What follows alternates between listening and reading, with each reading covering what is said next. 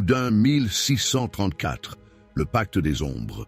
Le clocher de l'église de Loudun s'élevait dans le ciel gris, tranchant comme une dague dans les nuages lourds de pluie. Ce matin-là, le vent portait une odeur inhabituelle, celle de la cendre froide et de la peur. Au couvent des Ursulines, une atmosphère oppressante alourdissait l'air. Les sœurs, jadis joyeuses et dévouées, murmuraient à voix basse, leurs visages pâles, marqués par les nuits sans sommeil. Tout avait commencé par des rêves, ou du moins, c'est ainsi que Jeanne des Anges les avait décrits. Elle voyait un homme, grand, aux traits impossiblement beaux, mais ses yeux brûlaient d'un feu intérieur. La première fois, il n'avait fait que la regarder, son sourire moqueur figé comme une sculpture de marbre.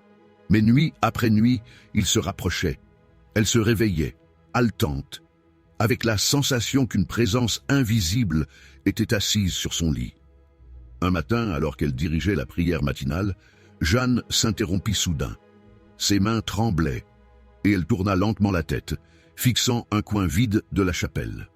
Une voix qu'aucune autre sœur n'entendait semblait lui murmurer quelque chose. « Je ne veux pas, laissez-moi » cria-t-elle soudain en se levant d'un bond. Les sœurs reculèrent en hurlant. Jeanne s'effondra, comme si elle avait été frappée. Lorsqu'on la releva, ses yeux semblaient vides, comme s'ils contemplaient un gouffre invisible. Quelques jours plus tard, des phénomènes inexpliqués commencèrent à se produire dans le couvent. Les crucifix tremblaient sur leurs clous. Les bougies s'éteignaient sans courant d'air, laissant l'ombre s'étendre comme un prédateur.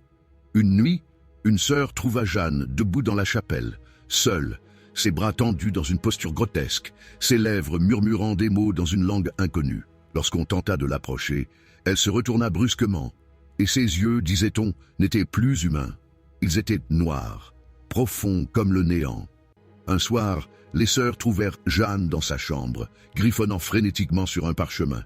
Lorsqu'elles arrachèrent la feuille de ses mains, elles découvrirent une série de symboles, des cercles et des sigles étranges que personne ne pouvait comprendre. À côté de ces marques se trouvait une phrase écrite dans une encre rouge sombre « Urbain Grandier est le lien ».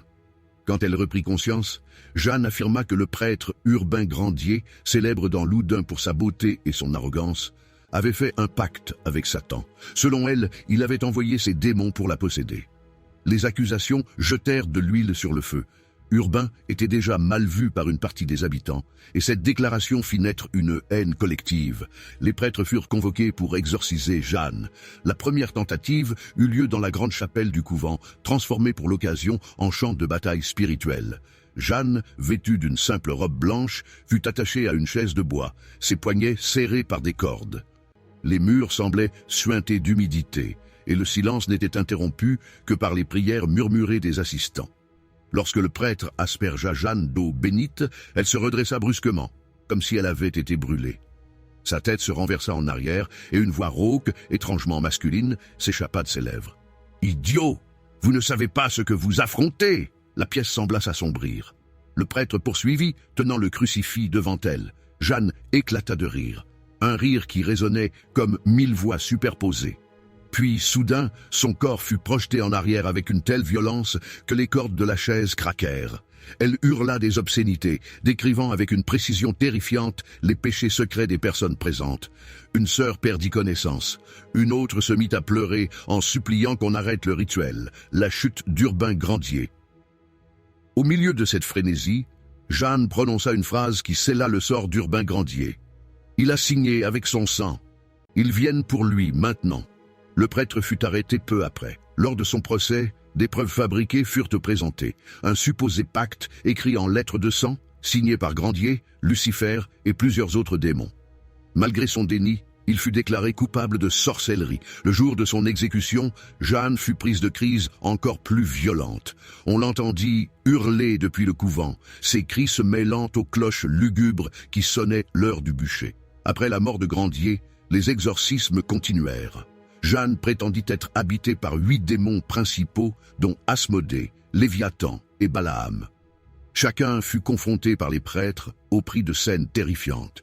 Des objets volaient dans la pièce, des odeurs nauséabondes envahissaient l'air et des marques inexplicables apparaissaient sur le corps de Jeanne. Des mois plus tard, elle fut déclarée libérée. Mais les témoins notèrent que son regard avait changé. Il était creux, et ses sourires semblaient faux, comme si une part d'elle était restée dans l'abîme. Jeanne des Anges vécut encore de nombreuses années, devenant une sorte de figure mystique. Mais ceux qui la croisaient dans les rues de Loudun évitaient son regard. Certains prétendaient que, certaines nuits, on pouvait entendre des voix étranges émaner du couvent déserté, comme si les démons qu'on avait chassés n'étaient jamais réellement partis.